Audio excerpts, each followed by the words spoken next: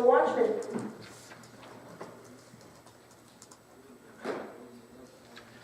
Thank you, Madam Chair, members of the committee.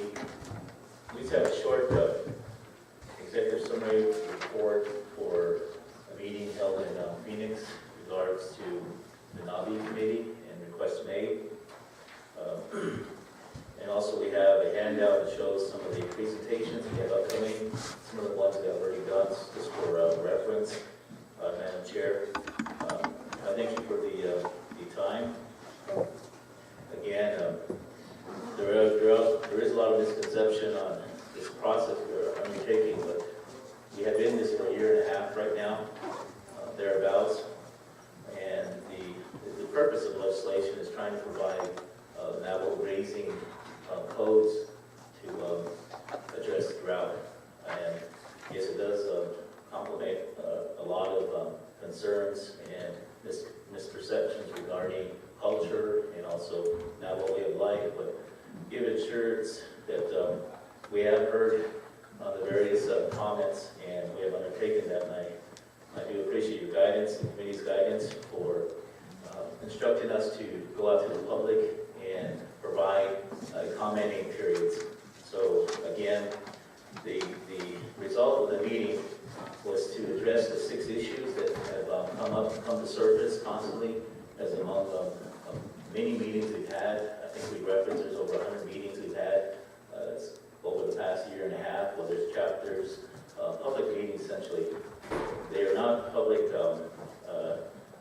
some of them are recorded, some are not, but there are a lot of note-taking and also the various concerns brought forth.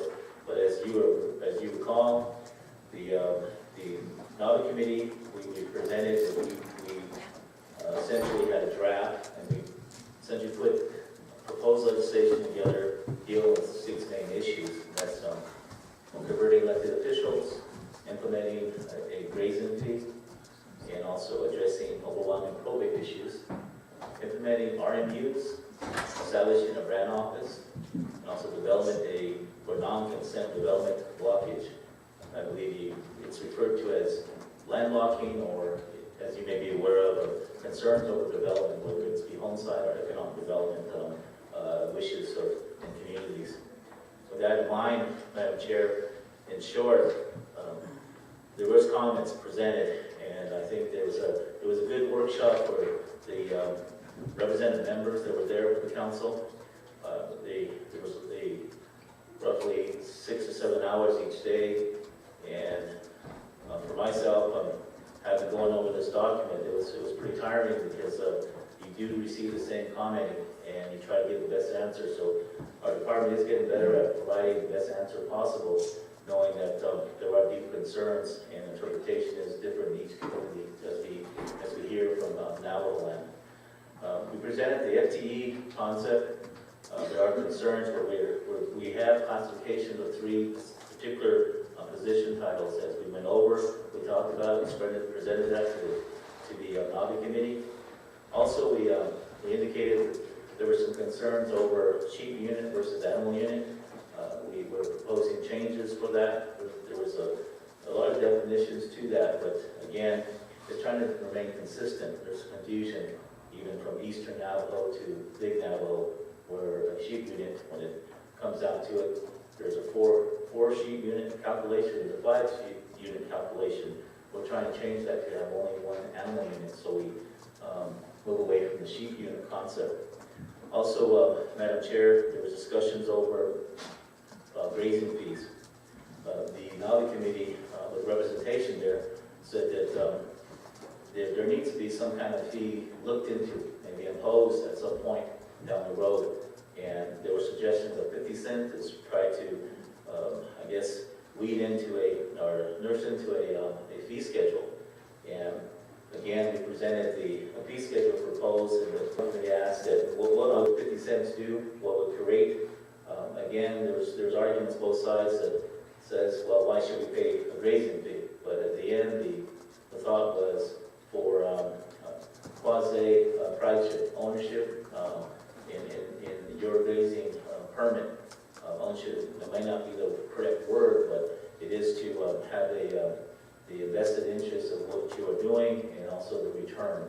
So being a good steward of the land, and if you pay a fee, there's more a sense of pride. And I think that was what we got from the general public.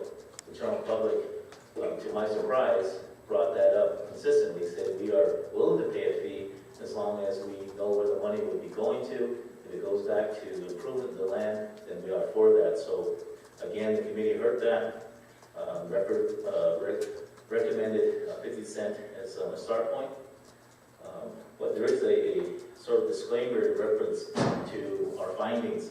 The findings basically says that if we use current active grazing permits, there's 11,000 grazing permits roughly.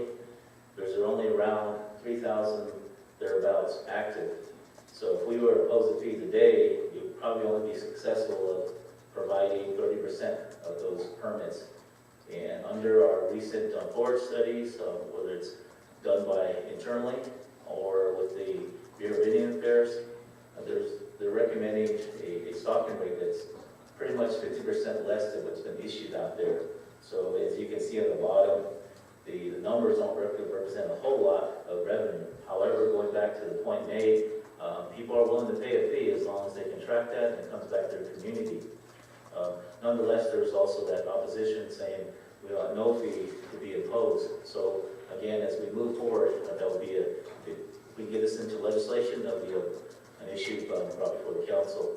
The third thing, we no longer need for probate, seeing that under this process, and that's an overwhelming concern we have because of those inactive permits, there's probably 70, maybe not 70, but good 50% are in probate, are not, should be probated, but they haven't been for whatever reason, financial, the court backlogs, or families simply not more willing to go to probate.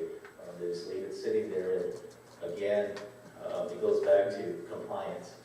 If a permit has not been probated, then there should be no activity. But as we know, our Navajo people continue to raise livestock, even though there's no qualification to the permit in any particular area. RMUs was addressed in terms of the concerns over 5-year renewal period. Because of obligations you may have an RMU. If you do an RMU, then a 5-year transition period might not be enough on a renewal cycle. So again, we are working with DOJ on looking at a 10-year period, but then again, from Navi Committee, there was voice to lessen that from 5 years to a lesser year. So we're trying to get an even balance so we can still provide a program that takes in consideration maybe offering some exemptions to individuals that are in a contractual obligation, that whether it's a loan, example would be NRCS programs offer loans for livestock purchases, and their note is beyond 5 years for use in such property or for development. It goes beyond that. So there is some consideration for why the years are outward, or for that matter, in terms of compliance. If we truly want to get a hold of compliance, then maybe 5 years is too long. So they also, again, number 5, grant office.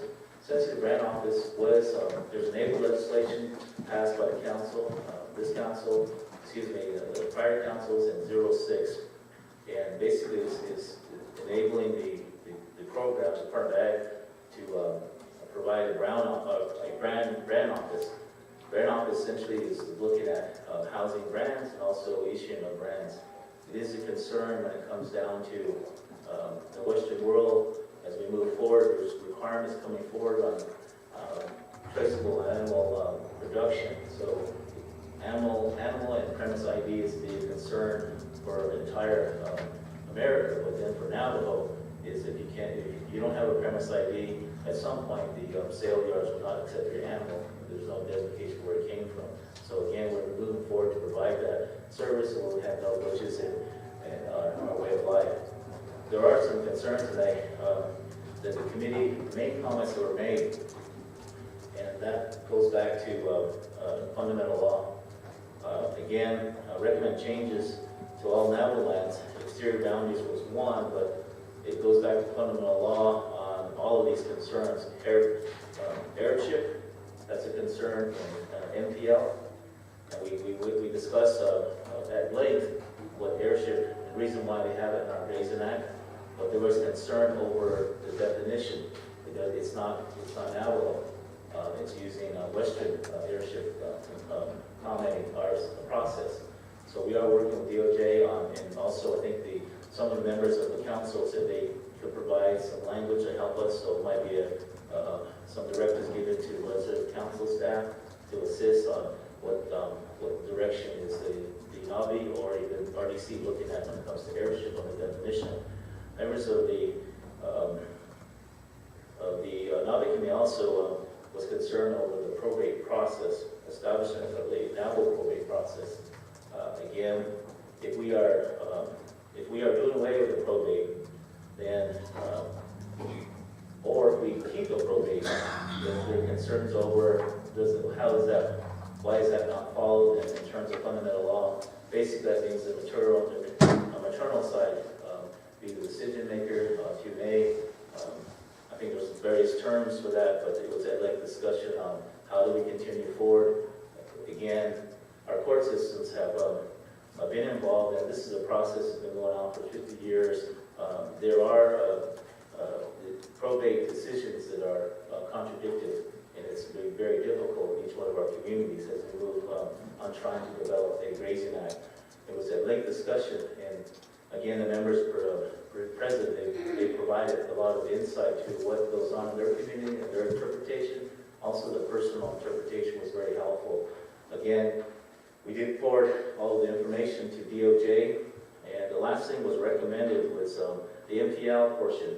MPL portion, there's within the document, there's lots to do with issue of permits in MPL and Crackman Mesa. We talked about moving that particular portion out, but it was suggested that we keep it in within the document. Again, we're doing so, but we also recognize the concerns why it does provide an exception, but it's only a period of time that exception would exist.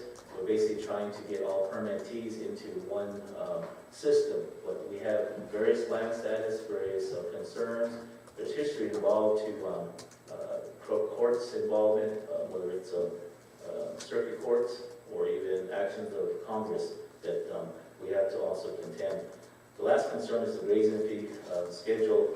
The Navi committee went over the grazing fee, and they were saying, if it is imposed, what will the yield? If it isn't imposed, how much impact will that provide? So we gave that answer, and we are going to place it.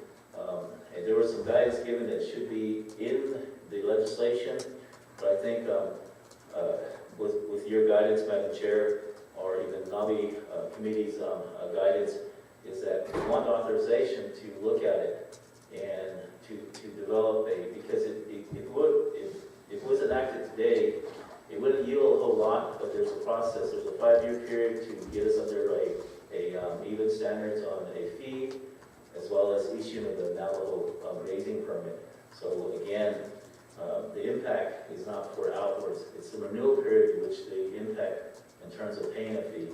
I just will want to indicate, I think the main concern is that Eastern Navajos do pay a grazing fee.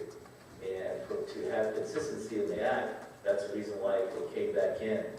We made suggestions that from the department level, maybe it's not really warranted to offer a fee, but again, Eastern Navajos pay a fee, and I think they would probably object this if it continues on. Through my tenure, it is brought up on not a weekly basis or monthly basis, but it is brought up that why is Big Navajo grazed for free and we have to pay? And so we're trying to answer that concern. Overall, I think the workshop was good for the program since we haven't had time to gain an audience from our oversight, also the members from the Navi Committee. However, we do have a number of requests, either through the council delegate or chapter officials or grazing officials. And our second handout just shows the confirmed presentations. We have a number of other requests. It's just that whether we have time. Again, we are trying to provide the best presentation possible. We have essentially self-imposed and have offered a support with a deadline of April 30th is to come up with the final draft. The DOJ is working on a final draft with strike-through language and dropping a proposed legislation, and hopefully we can get as much commenting as possible to move forward. That is the status of the legislation, the workshop, and I appreciate the time. I know it's off Navajo, but again, I felt it was good for the program since we had your attention, and I'm very appreciative of the members that did attend, and they had a lot of concerns that we are implementing. We are still open for commenting as we move forward. I want you to look on our number of dates, our number of presentations we have coming forward. There's one that's going to be held on the 30th, or it's number 30th, and it's going to be held the 16th of April. It's going to be held it's a presentation of the department student for Eastern Navajo. We have a number of requests from Eastern Navajo permit holders, but some of our Eastern Navajo members haven't made any requests to have a presentation. There's only been one. So again, Madam Chair, we more likely will be having one, and we like the representation by RDC at that meeting in Eastern on that day that we have time. We may assign one of your members to show that we are working in terms of progress if possible. And the most likely place would be Fire Rock Casino, so I don't want anyone to be alarmed that the groups that it's mainly chapter officials wanting more understanding for their constituent base. They like to host the place, so either be Fire Rock or Fort Wingate. So again, those are some things we have coming up that the department is going to be directly sponsoring. The rest are sponsored by these chapters, and their requests are being answered. Madam Chair, I stand for questions.